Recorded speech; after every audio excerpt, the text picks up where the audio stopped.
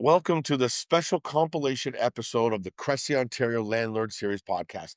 I'm your host, Kevin Breitner, and today we're diving into everything you need to know about basement apartments, from planning the construction to legal considerations, insurance, and financing strategies. Creating a legal basement apartment can be an excellent way for you to generate rental income, house family members, or increase your property's value. Uh, but there are many aspects to consider to ensure it's done properly and safely. To help us navigate this complex topic, I brought together four industry experts. Friend of mine, Mark Noonan, who's been on this before, a general contractor specializing in basement renovations and construction. Mr. Robert DeLisi, you know that name for sure from Stonegate Legal Services, who will address the legal aspects of the basement apartment.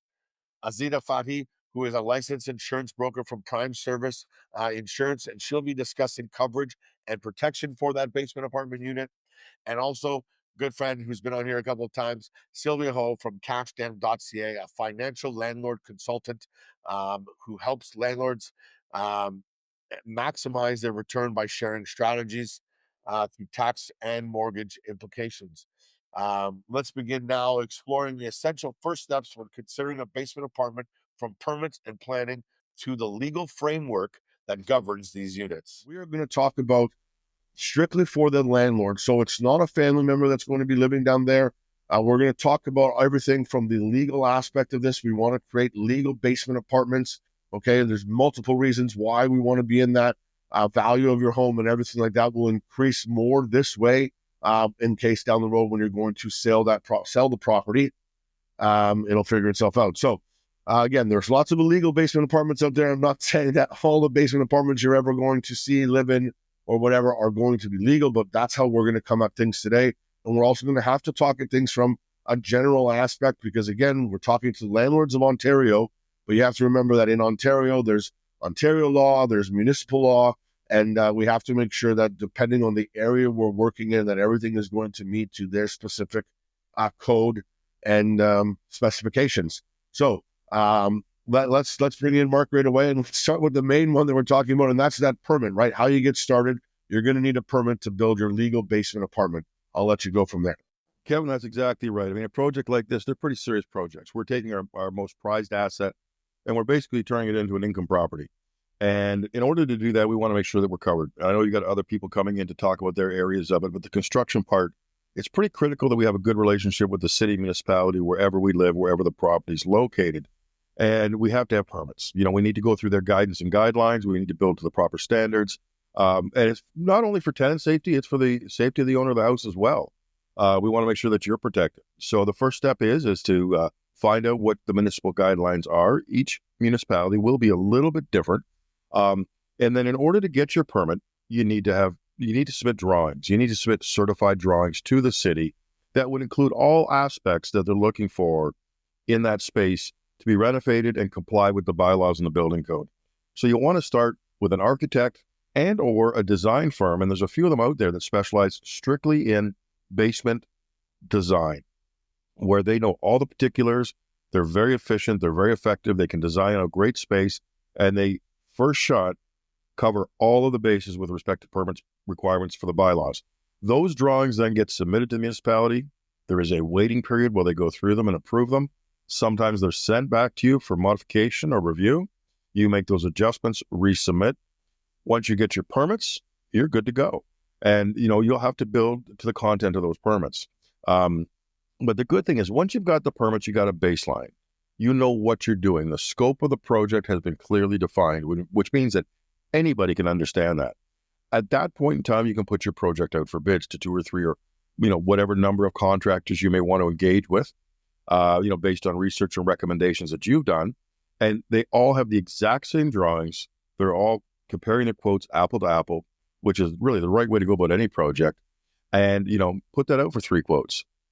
You're not necessarily going to pick the cheapest price, but through that process of meeting with each one of those contractors, those general contractors, going through the project, going through the drawings, listening to their thoughts, perspective and observations and solutions that they come up with are going to be critical.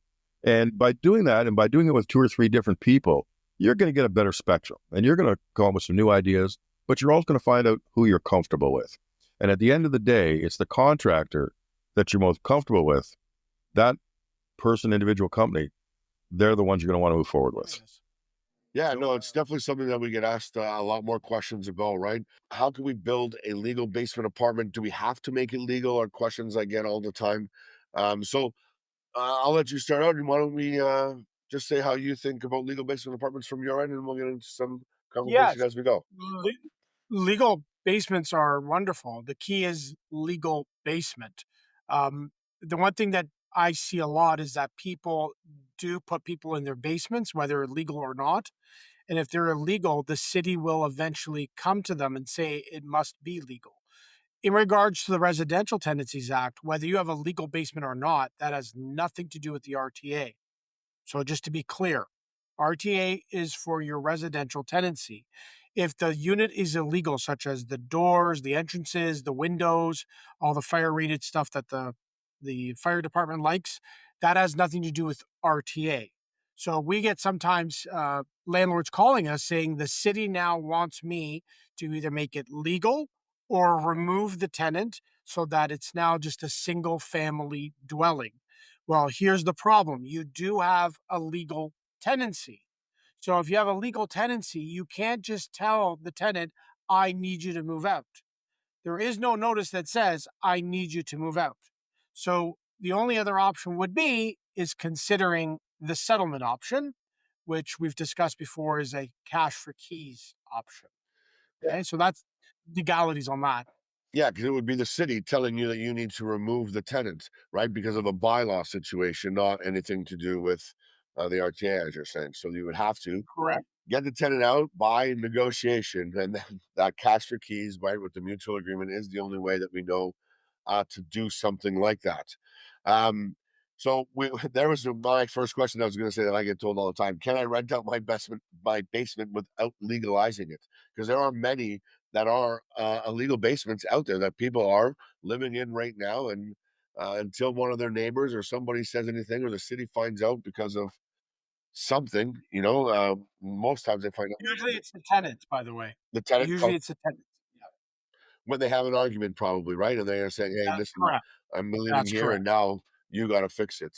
What happens when we don't meet those legal requirements, right? And really it is, fines from the city, right? And having to remove the tenant and then having to correct it if they want to then turn around and rent it out. Anything else that you'd bring there?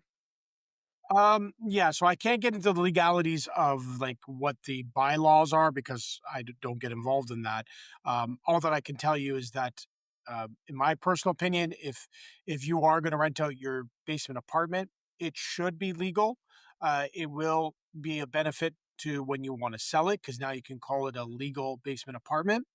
Some of the costs could be, and I say could be tax deductible, so that's something that you can check with an accountant. There's a lot of pluses. The thing is that it should be done properly before the tenant moves in, because once the tenant moves in, to do this afterwards is going to be a little difficult. Definitely, especially with fireproofing and everything like that, right? When you're thinking about drywall or if it's a window that Right. needs to be a certain size. And you're right. It's definitely worth legalizing the basement apartment, right? When I'm talking to people about it, they're saying, well, I got to get costs and permits and all these things that are going to add on to this. Well, it's also going to, like you said, increase your property value, right? You're going to be able to then probably obtain a little bit more rental income because it's legal. It's going to be a nicer apartment, right? When you think about things like daylight coming in and stuff like that. And then the same Right. thing for the landlord, you're going to have that peace of mind knowing that everything is done right. Nothing's going to happen. The tenant can't complain. And perhaps if they have a fire in the basement, that it's not going to affect your unit, or not Correct. badly. Yeah. So one of the most common things that I see today is increasing popularity among basement apartments.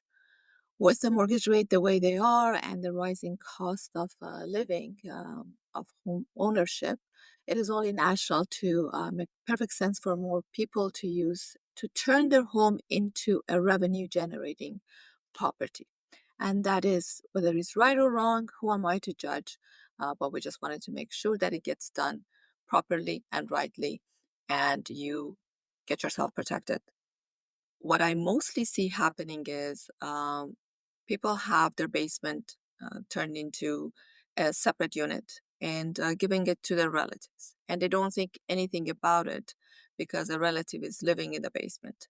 But right there and then, that purpose for that property now has changed and had turned into a separate unit for another family.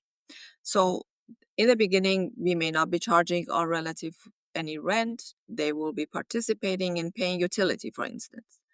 And that on its own, it's again changed the purpose for that property. So you have to let your insurance company know that you now have another person living in your basement. Whether it's legal or illegal is not relative at this point in time, right?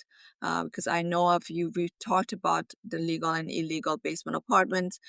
At the moment, when somebody's living in a basement, the purpose has changed, and the legal or illegal is not relevant at that point in time. Any question about this? Does that make sense? Yeah, no, for sure. Because someone's living in the basement, whether the basement is legal or illegal, that is irregardless and irrelevant. Sorry, I should say, to the fact that somebody Absolutely. is living there would change the purpose. I think that's interesting, though, that you were saying about the family member, because Mhm. even though there's no lease in place, anyways, I guess that's how do you prove right what's going on if they're staying with you as a permanent guest or So you're absolutely correct. So the landlord and tenant agreement is not coming into play here. However, if you have someone living in your basement, whether it's your relative or not relative, and they have content, they have valuable that is stored in the basement. God forbid something were to happen to that property and we have a total loss, and the adjuster comes in and they realize that someone else was living in the basement and you did not disclose that, because when you get your home insurance, there are specific questions you're answering on that application. And one of the question is there someone even related or not related living with that, or do you need additional insurance for that person? If you did not disclose that on your application, and the oversight is that that claim may be denied, or their content may not be covered. The property is covered, their content is not. So those are the little things that we have to look at or think about when we are having someone living in our basement apartment. For having me, Kevin. I'm really excited to share some strategies that can literally save basement landlords tens to hundreds of thousands of dollars over their investing career. And mistake number one, the biggest mistake that I see that comes to financing a basement apartment for the sole purpose of renting it out will probably be a surprise to many listeners because they're not small oversights. They are actually fundamental errors in how people structure their financing. And it can dramatically impact their bottom line. And it will delay their mortgage freedom by years. So let's talk about mistake number one. Mistake number one that I see on a regular basis that landlords do, that new landlords do, and even experienced landlords, is they use their own personal cash to fund the renovation. I see this all the time. And my friends, please do not use your own savings to fund an investment because that money is after tax dollars. It's money that you've already paid income taxes on. So please don't do that because the wealthy don't do that. And that's why the wealthy stay wealthy. For us, middle class individuals, we do things backwards. We use after tax dollars to pay and buy an investment. What the wealthy do is they borrow to invest. And whenever you borrow to invest in this basement apartment, and there's a reasonable expectation that you're going to make money, which is the rental income, you can deduct those interest costs. It's a CRA rule. It's a fundamental CRA rule that whenever you borrow to invest with a reasonable expectation to make money, you can deduct the interest costs. So, my friends, if you're looking to put in a basement apartment and rent it out and make money, borrow the money instead. big thing with real estate investing, right, is about leverage. How can we leverage something to get something else, to do something else? And that's exactly it. And the other thing that's a famous term that we all know, right? OPM, Mhm. use other people's money. Again, best part about real estate is when you're buying a new property, you only need 20% of the actual cost, right? You're borrowing, leveraging that rest. And that's how you want to be with an investment, always maximizing it. There's obviously mistake number one. What would be mistake number two that you find people are making a lot about basement apartments? Yeah. So mistake number two would be when aspiring landlords that borrow the money. So they do that step correctly. They borrow the money, but they borrow the money incorrectly. And what they do is they're like, hey, they go into their branch and they're like, hey, banker, I have a $500,000 mortgage. I need $40,000 to put in a basement apartment. Could you refinance and do a brand new mortgage for $540,000? So, what this particular landlord has done is they merge their debt together, their own personal debt and their debt for the basement apartment. And then what we wanna do, so don't do that. Don't do one mortgage for $540,000. What you wanna do is you wanna have 2 standalone mortgages. Now, a lot of banks will allow these 2 standalone mortgages, but that's only if you actually ask them, because they won't necessarily recommend it, even though it's in their product selection. Because people at the individuals at the branch, they aren't taught advanced financial strategies. They are more like order takers, right? So you say you want this and then you get this, right? So I personally, in the early years of me being a mortgage agent, I used to be an order taker. I was like, oh, you want this? Okay, yeah, sure, no problem. I'll get you that. But with my experience over the last 24 years as a mortgage agent, I'm not that anymore. That's not me. I'm a strategist. So we've covered the fundamental considerations from getting started with your basement apartment project, the importance of permits, the legal frameworks, proper insurance disclosure, and smart financing approaches.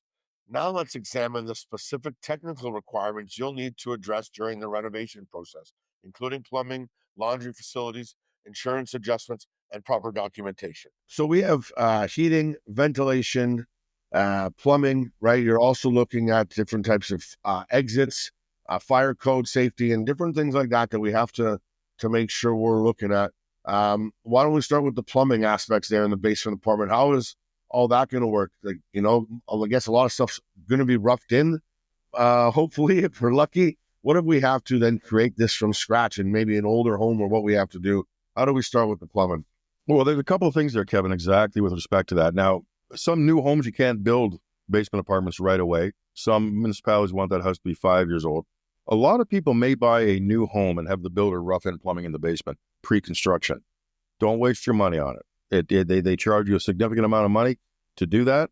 It's never in the right location when you go to do your final build. It has to be dug up and relocated anyways. So just, buy your empty space, leave it as is. When you get ready to do this project and you've determined, and again, your designer will help you with this.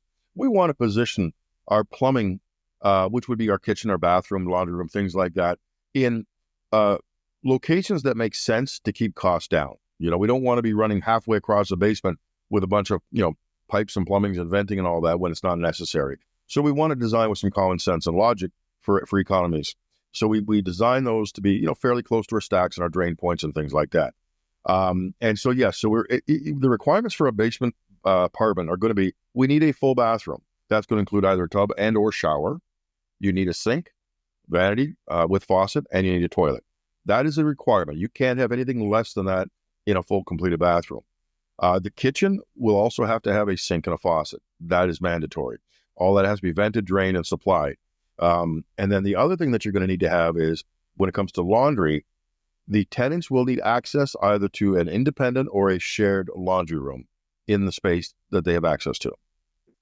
Yeah, we always try to, when we're looking with our tenants when we're looking at properties that are going to be able to be switched over to that income property, laundry is a big one that we always discuss. How are we going to have the property? Because if you can somehow figure it out so you can get laundry up and laundry down so you don't have to deal with any type of shared situation, it's always best for sure. But when you get when you get stuck with size and different parameters that you're going to need, sometimes it's not worth it to have that secondary laundry, and then you just figure out a schedule. You do Mondays, Wednesdays, Fridays, and you do the other days, right? So you can have that different separation for laundry schedule so that you're not having your tenants bump into one another.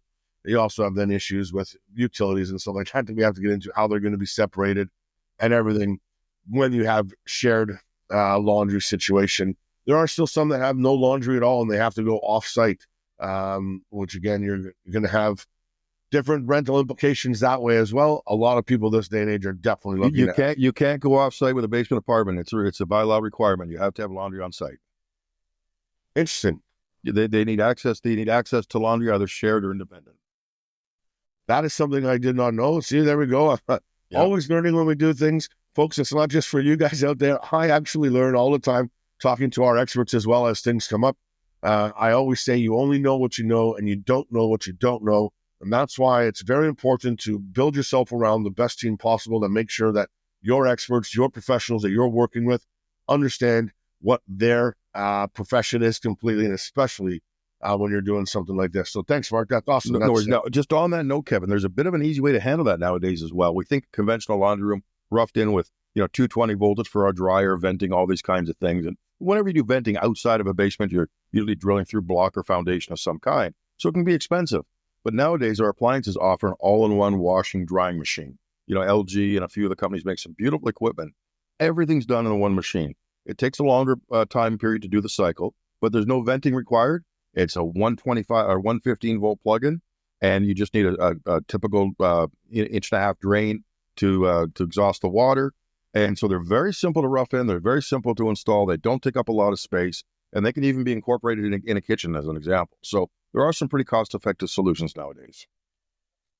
Yes, I would say with all insurance disclosed so that the proper information is shared, um, whether it's this or that. We'll get into the generalities of insurance on another episode. We're going to talk about that for sure. But on the basement apartment thing, so let's say families living upstairs and they're going to now rent out their basement. They've converted it all. They've had their contractor come in. It's all legalized and done.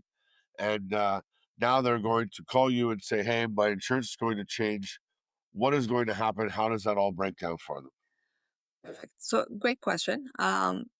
Again, as soon as a client calls an insurance broker and asks them that now the purpose of the property has changed and now it's a rental property or a separate unit that has been rented, we don't ask whether it's legal or illegal, right? That's the very first thing that we should know about the insurance. Of course, the assumption is that the property is safe, right? So you do have the smoke detector, you have the fire exit. We assume they are in place, otherwise you will not be renting this place because it's not safe for anyone to live in it. The only two things that changes is a your liability increases because you have no more foot traffic coming and going, so you definitely should increase your liability portion of your home insurance. You have to add the rental income protection to your home insurance, and you have to ask for that tenant or whoever is living in the basement to have their own separate insurance to protect their content. So, from liability perspective, maybe the cost to you would be around $600 or $700 a year, if not, but it at least adds that extra protection. So like $50 a month, right? To Less than $50 a month. yeah, and that's to make sure you're going to be covered in case anything ever happens or goes wrong. Absolutely. Insurance is one of those things that we all hate to pay, I think, but it comes in handy when you need it. Yes, Uh, absolutely. So I just had and a client that had a relative living in the basement, and this happened in Scarborough over the past 2 weeks with all the cooling and hot and the store snow melting. We had a flood in the basement. And actually, that the landlord was away, so the tenant is the one that called the insurance adjuster to come in for his own property, and that insurance is now gets subrogated to another insurance company, and that's how the homeowner insurance find out that there was someone living in the basement. So the landlord claim was denied because the landlord had not disclosed to the insurance company that they had someone living in the basement, but the tenant who had the proper tenant insurance in place got his content covered. So we all know that our home insurance will cover accidental or sudden bursts of water, but it doesn't cover seepage. In this case, it would have been covered under the home insurance if they would have disclosed it at the beginning. just to back to that, right? Always disclose, let everybody know what's going on. It's Absolutely. yeah, have your proper insurance in place to make sure that This was $20,000 out of pocket. Now, Kevin, with your permission, I actually wrote a few points that people should be aware of. So, first things first, whether this is a family friend, family, relative, you should always, always, always have a lease, something in writing. Okay, that's very, very important. The second thing is that this is all landlords, is you should understand the Residential Tenancies Act and understand the key responsibilities of the landlord. And I'll just give you a few examples. So repairs and maintenance, that would be section 20. Vital services, you cannot cut off your heat, hydro, or water. Privacy and entry, 24 hours is required except for emergencies.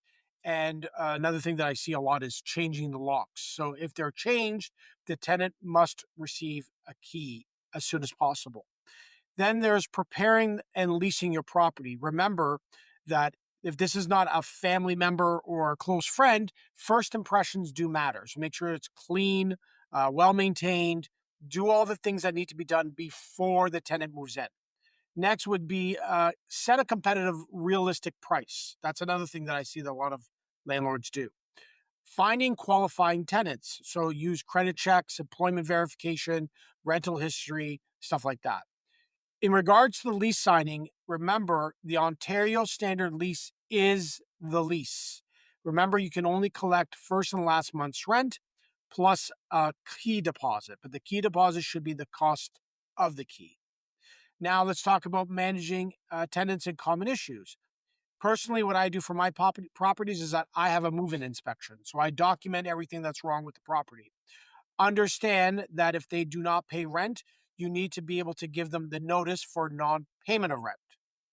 If you're going to be selling or moving into the property, and especially on a basement apartment, you need to understand the N12. So make sure you understand the N12 for either personal use or a buyer's use. Remember that repairs and maintenance is the responsibility of the landlord, and you should respond immediately and efficiently. So you should have a work order system in place so that when you're notified, you can get on it. And the last point I'm going to make is remember to run this like a business. I don't care if you're a friend, your cousin, your father, your mother, well, maybe not father, mother, but make sure you treat it like a business. That means screening the tenants properly, using the legal forms, understanding the RTA, avoid the costly mistakes that most landlords make, and use professionals, whether it's your realtor, property manager, paralegal, whatever the case is. Well, now that we understand the technical specifications and requirements for a legal basement apartment, let's shift our focus to some practical considerations you'll face during and after construction. Our experts will discuss exits and safety features, inspection processes, tenant relationships, and financial strategies that can maximize your investment. The big one, I think, another one that we come across a lot is exits, fire safety, stuff like that. How do we make sure, obviously fireproofing drywall has to be put in between the two units, whether they're up and down or side by side. Well, it's a basement apartment, so it's definitely up and down that we're looking here to separate that. But let's talk about some exits, some fire safety, and things like that we have to worry about. Okay, so every basement apartment needs its own independent exit from the property to the exterior. And that can be like on a side split or back split. We're all quite familiar with that side entrance to the house where there's a couple of stairs to go up, but then the rest of the stairs go down to the basement. That space is perfect. That can be utilized as the independent entry exit point to the tenanted space. The door at the top can be locked if need be, so that we can enter their space. They can use that as an emergency exit for themselves, but we're good to go there. Now, if you don't have that, you're not allowed to have a rental unit where the tenant would walk through the common space of the homeowner and then down the stairs into the apartment. That is not allowed. So you need to have another form of exterior entry. It cannot be at the side of the house, and it cannot be at the front of the house. It has to be at the back of the house, and it has to be set back at least 1.2 meters from any property line. Now, that can add a little bit of cost to any renovation, because you've got to dig down, you've got to form it, you got to cement it, you got to drain it. There's a lot that goes into that. That could add $15,000 or $20,000 for the cost of a renovation, but it might be necessary. And then the question is, do we have to put a roof over top of it? Do we have to weatherproof it? And again, that'll come up during the design process, and your designer will put the right access points into the drawing. Now, with that said, once you're in the space and you've got access through that independent stairwell, You also need egress, on that same topic. And, you will need a certain size window in your bedrooms and then in the common area. In the bedroom, it's got to be a minimum 5%, I believe it is, of the overall floor space. It has to be able to open 3.77 feet unobstructed. So you need a window that opens basically into a large window well that somebody could crawl out of the big, step into it from the basement, stand up, and get away from the home in the event of an emergency. And so you'll need those egress windows in the bedrooms. And then in the rest of the space, you'll need larger windows that represent about 2.5% of that shared space in the common area, whatever that might be. And, so you'll need enough glass to represent 2.5% of the overall square footage. So if you've got 1,000, square feet, you need, 25 square feet of windows, in that space, to bring the light in. And then the egress is 5% in the bedrooms. And then each individual bedroom must have an egress window. Simply put, you have to have a way that myself at my size at 6'3" and 280 pounds can get out that window, and as well as grandma being able to get out that window as well, through access and to be able to climb that ladder. We were talking at the beginning about permits and different types of inspections and everything that you're going to have to come in, right? So you're going to have the ESA certificate and different inspections, I guess, coming along the way. Do you want to speak to maybe about that process, to how that goes through, whether it's... Yeah, absolutely, Kevin. So when you pull a building permit, there's going to be multiple aspects to the building permit. You're likely going to have a framing inspection, an insulation inspection, electrical inspection, of course, which your electrician will take care of. But, as part of your overall building permit, but he's responsible for inspections, same as your electrician. There will be an electrical permit that he'll pull as part of your building permit. He'll be entitled to that, and he'll get that inspection done. And you're going to, of course, that you need an HVAC inspection. So whatever you're going to do in the way of, accommodating HVAC with new venting and things like that. And then you'll have a final inspection, which will be the last one. When you're all done and wrapped up, you'll get the building department to come back and they'll sign off on the permit. That closes your permit. You'll get your occupancy permit after that, then you'll be good to go. But there is a process to that. It's very straightforward nowadays. Every municipality has a website. You just go on, you log on, you type in what you need. You get feedback when they're coming. They come, they show up, they're in and out. If there's no deficiencies, it's a fairly quick process. It's very efficient. There's not a lot of waiting these days with respect to that. You can wait a long time to get the original permit, but once things are in process, the inspections themselves roll out very comfortably. Because your episode is talking about homeowners and landlords and how to protect themselves, I just have a few checkpoints for the landlords to make sure that when they are placing a tenant or renting a unit, these are the checkpoints that they should have in place. So number one is make sure, of course, you increase your liability insurance. Number two, the other thing that the oversight is, you have a unit, whether it's basement or a separate unit, and you have a 30 to 60 days overlap period until from one tenant to the next. Please, please, please make sure that even any days that is longer than 30 days and your property is vacant, again, the purpose for that property changes and you have to let your insurance company know. Some people say, it's only 60 days, it's only 30 days, I'm not going to worry about it. But in this case, if there is something were to happen and the property is damaged, whether it's vandalism, whether it's water, the claim would be denied. So liability, make sure to let the insurance provider know when the purpose changes. And number three, actually, have the tenant insurance and definitely make sure that you are named as additional insured on that tenant policy. So should that insurance gets canceled, you'll be informed. Yeah, so if it's a separate dwelling, then it's a separate unit. The only time that you don't have to worry, well, you should worry anyways, is if you're sharing kitchen or bathroom and you're just renting out a room, then the RTA does not apply. But you should still have a roommate agreement. Putting things in writing are very important, because if you ever call the police don't get involved in residential tenancy matters. However, if you show that it is a roommate agreement, they are there to keep the peace. All right. And depending on where you are in the city, some police do get involved. They're supposed to when it doesn't apply to the RTA, but some police just don't want to get involved because they don't want to risk getting in trouble. Because now a lot of the police officers have body cameras. Yeah. So there you go. The lease, sorry, a basement apartment is like a complete separate dwelling where the RTA is in full effect. So once they're in, they're in. I've heard of people, like you mentioned, moving in family members all the time, and then a few years later, life changes, something happens, and now they're in an argument, and now they don't want them living there, but they are there because they're a tenant, and even though they were family, cousins, whatever, friends, it doesn't matter. They are a tenant. They have all the rights that the RTA is there for them. Um, so let's talk about the upstairs and downstairs being there. They're in a basement apartment. It's a separate dwelling, but they're shared utilities. They don't have the separate metering for everything. So a lot of people will do it on a percentage or anything like that. But what happens if somebody stops paying or something? That basement stops paying those utilities, as you mentioned, you can't shut it off. Um, how would they sort through those types of things? So it's very important that you put it in the lease what the utility arrangement is. And when you get the bill, you must give a copy of the bill to the tenant. In the event they don't pay, you can give them a notice, which is called an N5 for the utilities. But remember, it's very important that you are sending them a copy of that bill because you can't just say to them, okay, I got the bill, give me X amount of dollars without looking at the bill. Another thing to be concerned about with basement apartments, I'm just going to say let's say it's a single male moving that lives downstairs. That single male is allowed to have roommates, occupants, or guests without the landlord's permission.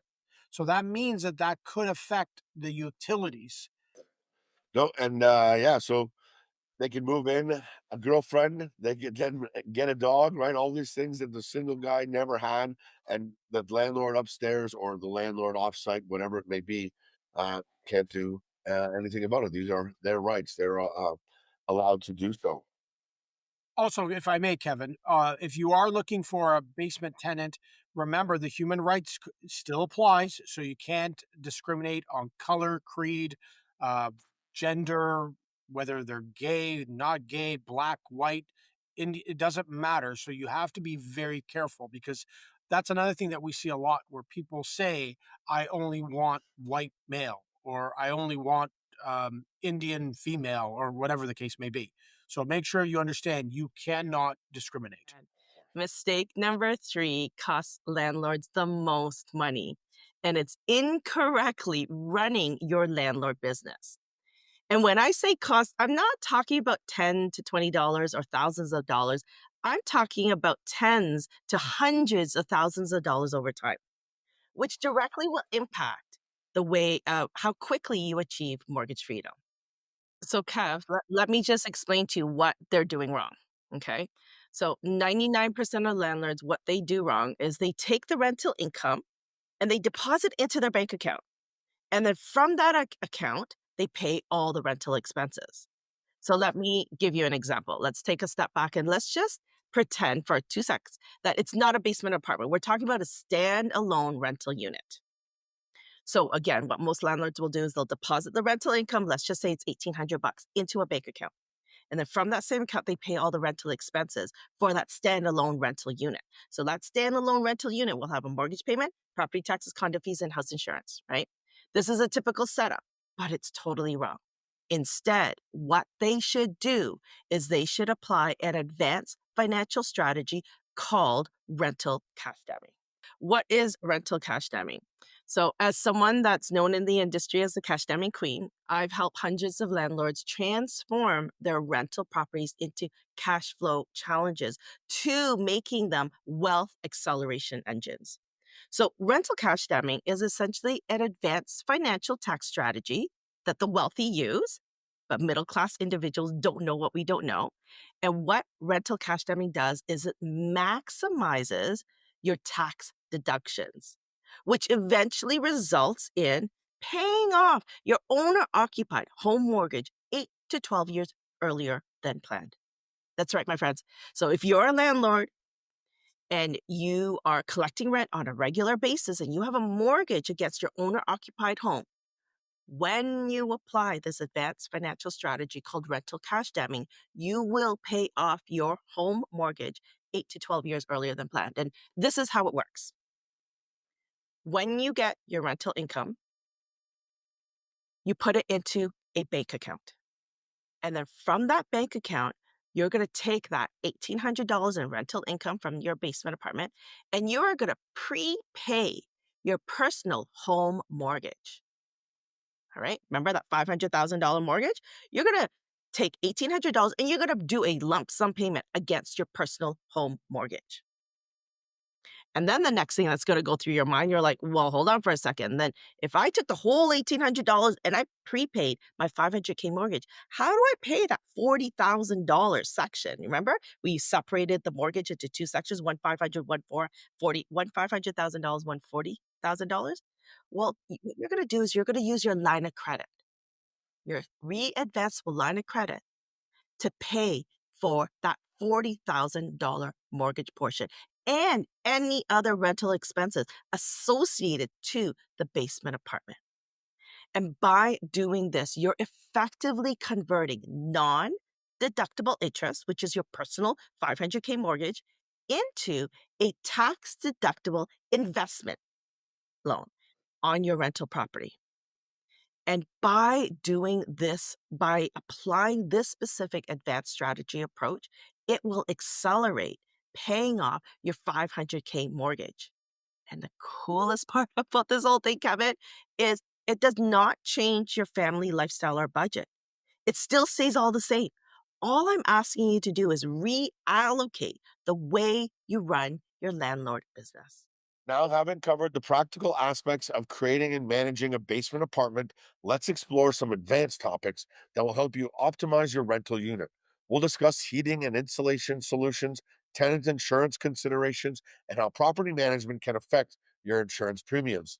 Cressy Property Management is always here to help. Heating and electrical in the basement. Again, we talked a little bit about the shared utilities and where we are there. Obviously, in a perfect world, if we can separately meter these units, it'll help classify them more as a duplex more and more. But there are definitely basement situations where they have that shared utility. So if we're looking at heating and electrical down there, how would you say we best need to set that up so that we're looking at efficiency, one, right?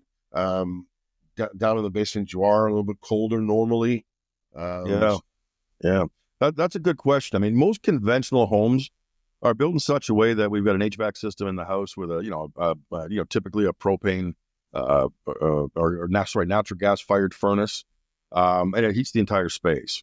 Trying to create zones with dampers and different motor controls and all that to isolate those spaces to be different. It's really hard on the equipment, and the equipment's not really set up for that. So we've got to work with what we've got, and bringing in second furnaces and second hot water tanks and all these things is very cost prohibitive. So what the bylaw typically requires us to do is to make sure to guarantee that the basement space is always at a minimum of 22 degrees Celsius, which is I think 72 degrees Fahrenheit or something like that. We want to make sure it's comfortable space. So because we know that the basement is going to be a little bit colder, so it's got to be kept at 72 degrees. Now, because basements are colder, that could mean in order to get that temperature achieved, you might be set to 75 upstairs and might find that too hot, too uncomfortable. So the best way around that, Kevin, is just really good insulation. Do a great job insulating that space during construction. Do a full insulation draw on the perimeter walls. Insulate the floor with some kind of decoupling membrane, like a dry core or something like that, with an insulation on top. Use a flooring material that's going to give you insulative properties. And then also insulate the space between the basement and upstairs. And that serves two benefits. Not only does you get the insulation value, but you also get sound reduction.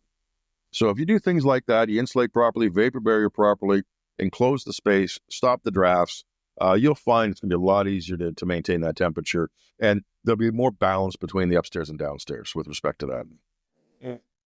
Two different families or two different tenants, let's just say, they're always going to have different levels of comfortableness, right? Like even in my own household, my wife tends to want it warmer than I would like it. That might be because I have more insulation personally than she does as well. But we can all relate to that. But that balance between up and down, as we're saying, like there's different tricks as well, so that the tenants aren't battling. We've had a couple of properties where we've been able to install a device that we can monitor then from our phones now with the way technology is as well. So that way we are the ones to adjust it, and it's just in a locked case inside the upper unit. So that way we're the ones monitoring the control, and you don't have the tenants fighting back and forth with what's going on. And we try to make sure that we have that balanced. But that's one of the problems you're going to come into when you start dealing with multifamily properties, whether you are the family up and you're just renting down, or if you're renting out this property to two different people and you're an off-site landlord. Well, no doubt, there's always compromises in shared space.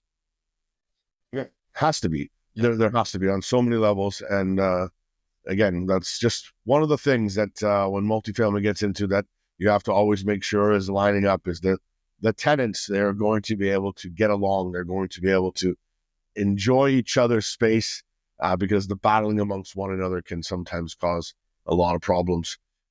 So from what I understand and from what I'm aware of from the legal side of things, a landlord can't evict a tenant because they don't have content insurance.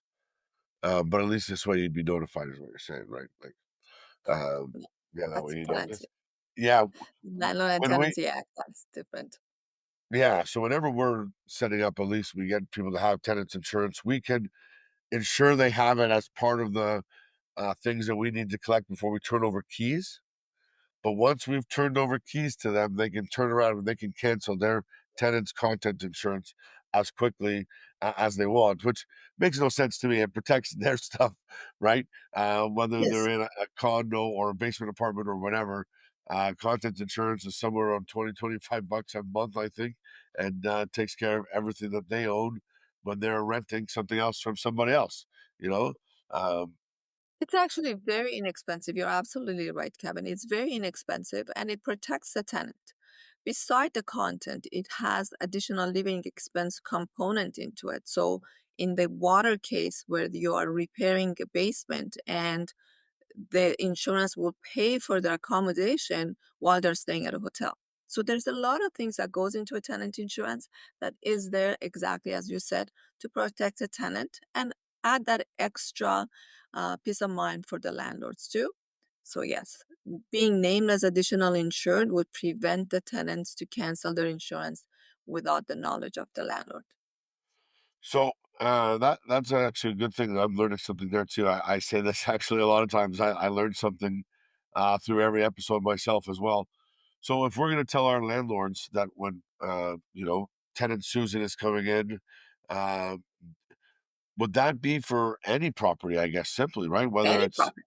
yeah, Yep. they should. So how can they be added? They have to tell the tenant to add them. I guess at the time of it. So when you rent a property, one of the condition is beside checking the references, the credit, and all of that, you will say you need a tenant insurance, right? Yep. So Yep. you will say you have to name ABC company or Zeta as additional insured when you are purchasing that insurance.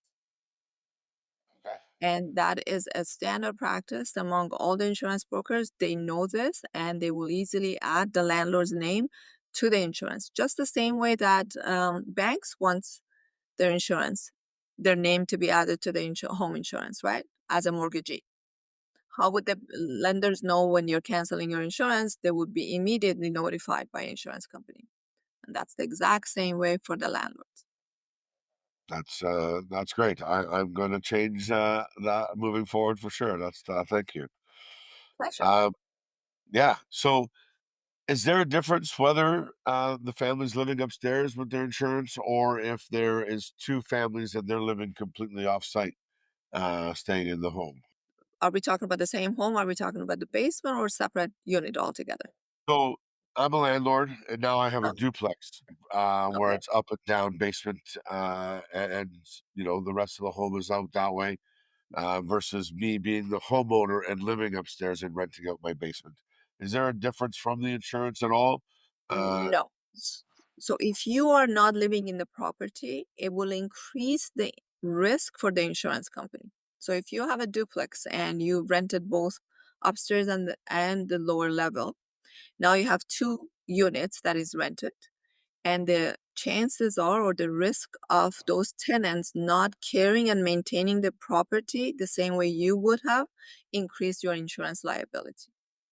So to answer your question, short version is yes, the premium would be different if you're not living at home because you're not maintaining that properly the same way that you would have been if you would have stayed at that property.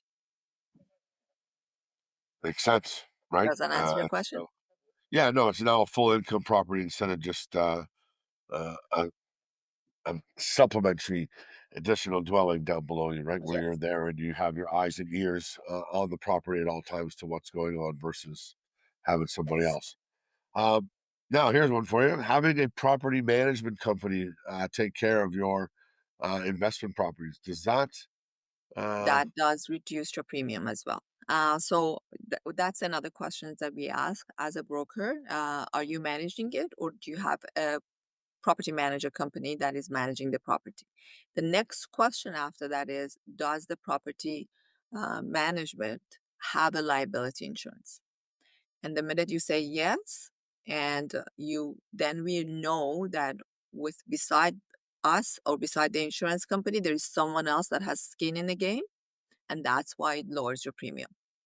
Okay, so we've now covered a wealth of information about basement apartments, from technical requirements to practical management strategies. To wrap up, let's hear some final thoughts and recommendations from our experts, including building code requirements, safety considerations, and financial optimization strategies to ensure your basement apartment is safe, legal, and most importantly, profitable. Maybe not most importantly, safety's up there, legal's up there as well, but we need those three for sure. One of the Yeah. things that we want to bear in mind is ceiling height. We need certain clearances in basements. People forget about this. Some of our older, shorter basements will not accommodate tenanted space.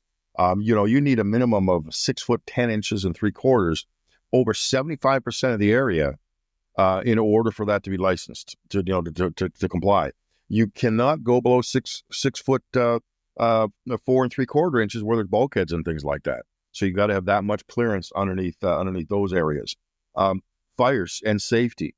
We require fire rated drywall, fire rated doors. We need a low burn time. We need like 20 minutes on doors, 30 minutes on the space. So again, that goes back to insulation and drywall. We use fire rated products to slow any burn time down, to give everybody time to escape, to be safe. And tied into that, we need smoke alarms, which are tied into the entire house. All the smoke alarms need to be hardwired, and they need to be daisy chained together. If the alarm upstairs goes, the one downstairs goes, everybody leaves the property. Carbon monoxide detectors need to be in the bedrooms. Okay, that's another critical thing, because downstairs we've often got the natural gas coming in at a point there, and we want to make sure that space is covered. So it's a good idea to have one of those in the utility room, but you definitely have to have one in each and every one of the bedrooms. So that's an important point as well. We want to also make sure that before you get into all this and start running down a rabbit hole, Kevin, that we've checked our zoning. Make sure that our zoning allows for this. A couple things to think about that too are some homes fall within what we call floodplain areas now. And those have been clearly defined with some of the weather events that we've had over the last few years. You will not get a basement apartment in a floodplain area. Okay, it's not going to happen. Another thing on plumbing we need to go back and touch upon is that we need to have in the floor there, we need to have a backflow preventing system on the main drains coming into the house, so there's no sewer backups. That's got to be installed, and that is a requirement in almost every municipality now. It's a fairly extensive thing that can cost anywhere from $1,000 to $4,000, depending on the situation and the layout of the house. The unit, of course, has to be registered. We want to make sure that you don't just get a permit. You must register it as tenanted space as well when you go through this process of your paperwork. The house must be at least 5 years old to be able to apply for this.